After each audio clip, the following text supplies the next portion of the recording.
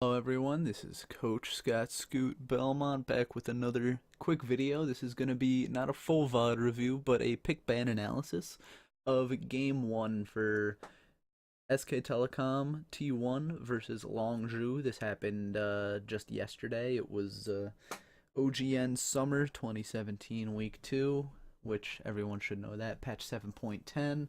And I'm going to try to go step by step in this pick ban because last night while I was watching, I thought that this was one of the more advanced pick bans on this patch, and Papa Smithy and Atlas also mentioned that it was a very interesting one. So I think it would be good to go step by step and try to break it down for everyone. So we're gonna let these bands go through first, and we're gonna go through the first two bands for each team because the third one is where it gets a little tricky. We see Jarvan was banned out first from SKT because we know that Khan is well, everyone learned last night that Khan is a monster, but we also do know that Jarvan is a pretty good counter to Kennen, which Huni does like to play because he can jump onto him and has a lot of burst damage while also being able to keep him in that crater when he makes it, as well as being able to get really quickly onto those immobile carries. So they figure, let's get Jarvan out of here. Let's just keep moving on. Longzhu, they're like, all right, we have to take out the strongest champion that Faker can play. It's a pretty straight up ban, just ban out his strongest champion in Syndra. Next is the Zac ban. That's another easier ban to make because it is one of the strongest jungle picks right now. So it clears that out and it allows SKT to prioritize something else in their first spot. And it also means that Longzhu has to ban out something that might also be priority for SKT. Because this way, if SKT bans out the Zac, that means they know, okay, they really don't want to play against this and they didn't want to pick it in the first place. What should we take away from them in the next phase? They decided Rumble would be a good pick to ban that away because, again, Huni was known for his Rumble for a very long time. He is very strong on that champion, very good at team fighting, very good at bullying in the lane, just an overall very, very strong top laner. So it is a smart ban. This is where the ban phase starts to get tricky between both teams because, and as I think Papa Smithy mentions, SKT, they want to focus on Lee Sin. Lee Sin is one of the strongest junglers in this patch and has been in for a very long time. And this is where SKT actually bans it themselves. So now Longzhu has the option, what do we ban in response to this? Because they thought, oh, if Lee Sin is still up, they'll pick Lee Sin, and then we'll take Elise, and then, we'll just go back and forth like that, trade those powerful jungle picks. But because SKT bans out the Lee Sin, they know they're going to want Elise first, or they're going to want another power pick in that first option. So do we risk giving up our Elise for Cuz and try to make something of it, or do we just ban out the Elise and then see what they prioritize in response? And in a few seconds, we will see that Longzhu does eventually decide to ban out the Elise. As we can see down along the bottom, Elise is one of Cuz's most played champions, most banned by enemy teams. So we know that they value it a lot, which means if they ban it out, SKT can't pick it away, and it's already a pretty pinched champion pool for these two junglers. We have 3 junglers banned, 4 if you count Jarvan, but nobody is really playing Jarvan in the jungle right now. SKT is going to use their first pick on the Galio. Again, one of the strongest flex picks right now, can go top, mid, or support, and is, again, just one of the strongest picks at the moment. It is very strong in every single one of those lanes, can wave clear for free, has amazing engage and initiation, and is just one of those high priority picks. Longzhu is going to fire back, and they're going to take their own jungler in this rotation right here alongside the Ashe. Ashe is probably the strongest ADC on the patch. She's up there with Varus, with Lucian, who has made a resurgence thanks to the Blade of the Ruined King buffs that happened way back in the middle of spring. And ADCs, it's all about, what you want to prioritize. Longzhu wants to prioritize the Ash's consistent DPS in fights, as well as her giant stun to back up this Kha'Zix that they picked. Now, Kha'Zix is not one of the strongest right now, and it is unusual how they would pick it here in the first rotation, because even if SK Telecom does pick a jungler away, there's still Olaf available, there's still Rengar, there's still Graves, there's Papa Smithy mentioned Nidalee was a good pick between these two, but I don't think that was coming out. So there are still good junglers on the table, but it is smart to not, pick your full bot lane straight away so you don't give that away. And you can't really pick anything to counter that Galio at the moment because you have no idea which lane it's going to go in. So Kha'Zix, although it's not the strongest pick in its role, this is a good duo right here because we already have Ashe can provide air support for when the Kha'Zix goes in and, give that stun. But the casters do explain that Kha'Zix is not good at all into Galio, because if Kha'Zix jumps in, Galio taunts, Galio punches up, Galio just makes sure he can't really do anything in that fight, which is, again, why they were questioning the Kha'Zix pick.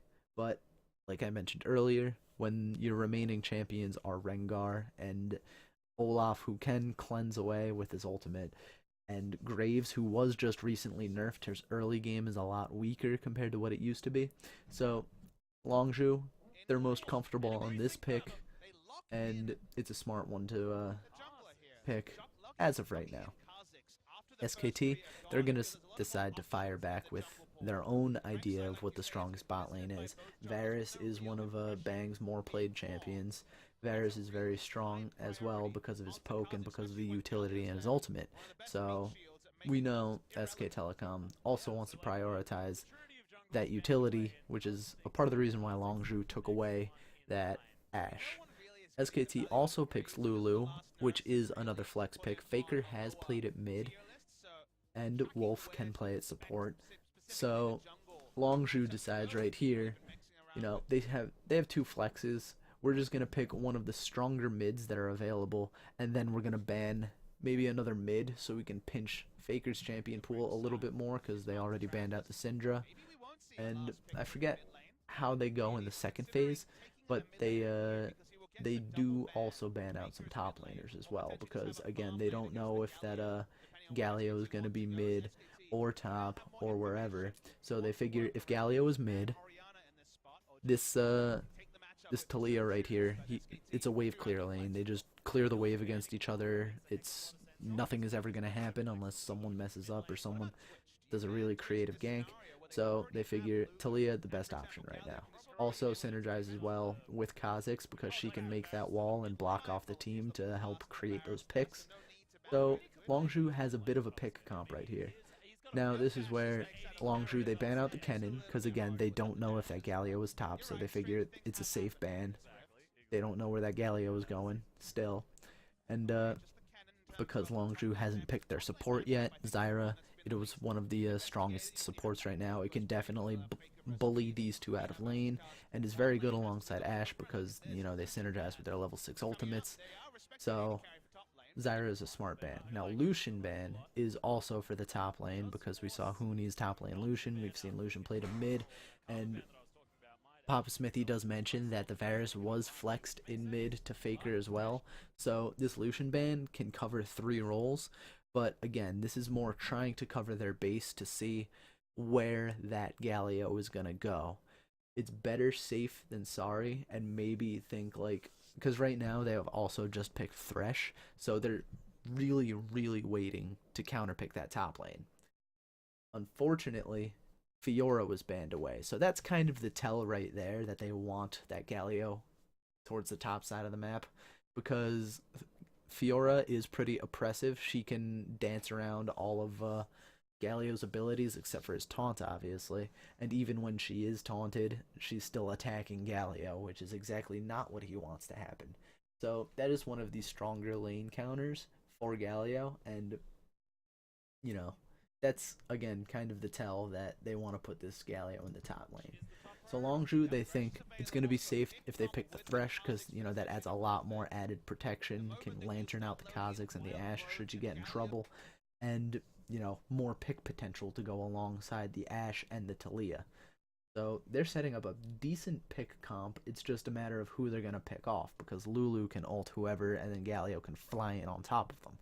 So SKT, after having the jungle pool relatively pinched, they decide to go with the nerfed Graves. He's still strong, he can still clear the jungle and take 0 damage, so it's not bad.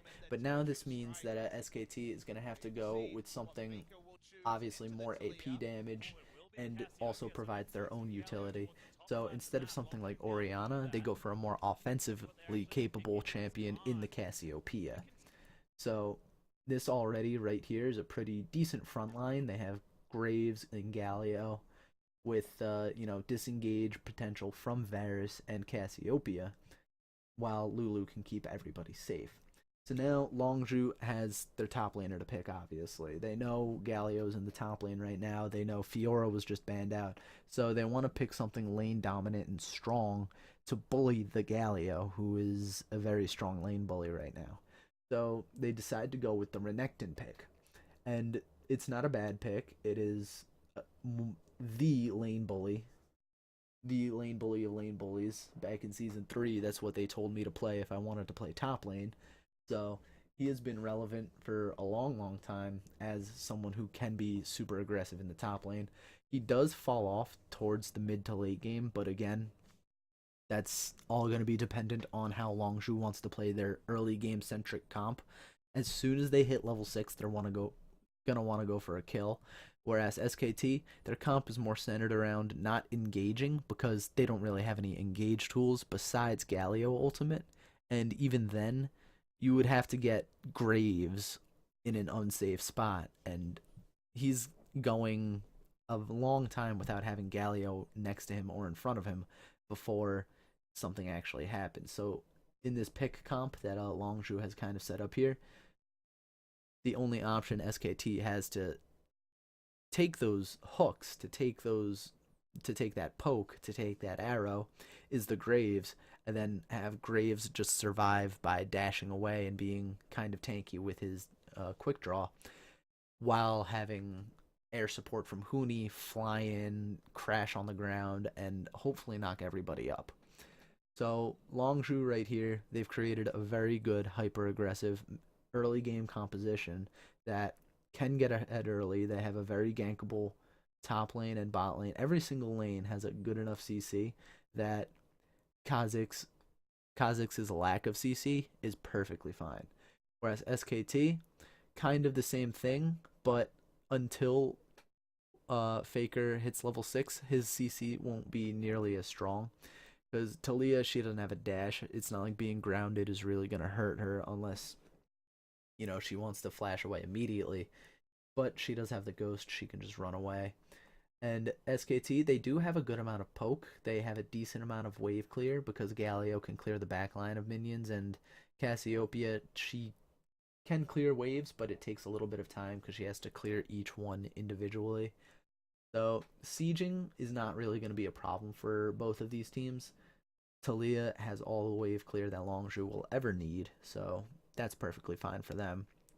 And as long as Longzhu can get ahead early on and just keep that lead and snowball it little by little by little, then they're going to be able to roll over SKT in this game, which is what they do. Which, I hope that's not a spoiler for some of you people, but I mean, if you've seen the highlights on the Reddit, and it was at the top of the page, so hopefully you've seen it by now. There's going to be another night of LCK in about an hour. So I'm going to try to upload this as fast as I can, and thank you for watching this video. Again, I'll just go over the main things that these two teams want, or how these two teams came to these team comps. SKT wanted to flex that Galio, which they did successfully by also picking their flex lane Lulu support. It also could have been a Karma. Karma was still up and available, but they figured they wanted the utility from Lulu to assist in that engage and poke potential in the bot lane. Whereas Longzhu, they said, we're going to pick some high damage coming out from the jungle in the first rotation, so you know what to expect. You know we're going to want to go for this aggressive early game to complement our Kha'Zix as kind of a Lee Sin replacement. Then, in order to not get banned out, and because it is a safe lane into Galio, they pick Talia, which is a very good option. Then they ban Longzhu bans out two more top laners because they're very afraid that Huni could be flexing that to Faker. Whereas these guys, especially after that second Lucian ban, they decide, okay, we're gonna put that Galio top. We're gonna ban out Fiora to make sure that Galio has a slightly easier time against anyone they pick up there. That is when Longzhu decides, well, we can't pick our top lane yet. We still don't know where Galio is, so let's pick Thresh. Thresh gets picks, and Thresh can also save Kha'Zix should he get in a bad spot, or anyone on the team should they get engaged on.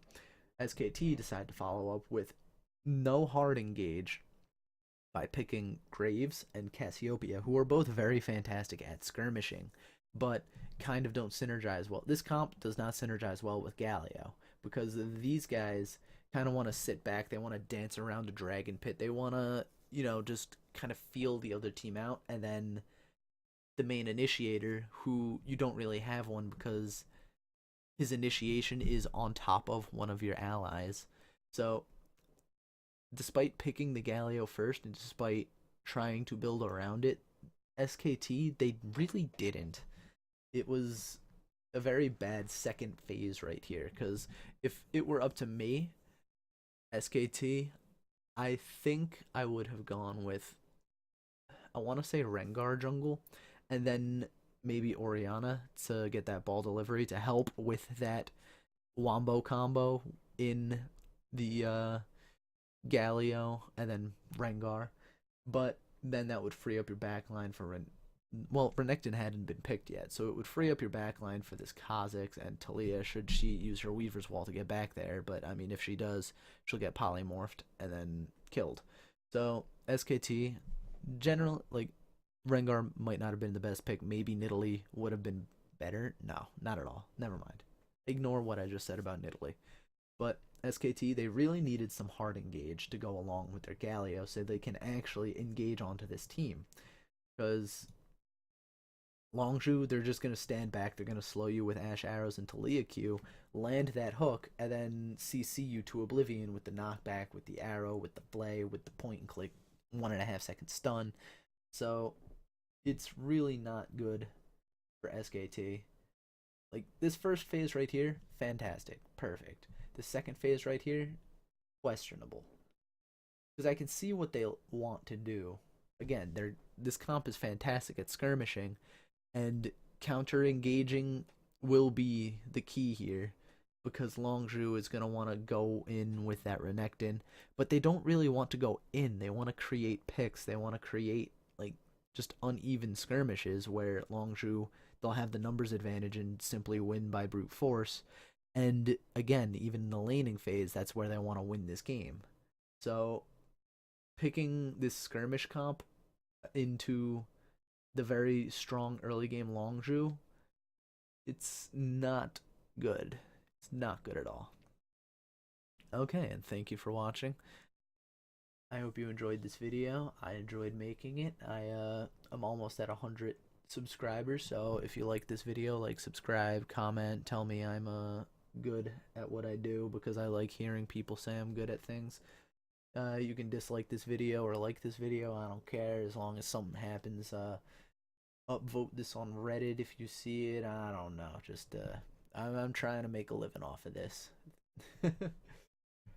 Alright, that's gonna be it from me.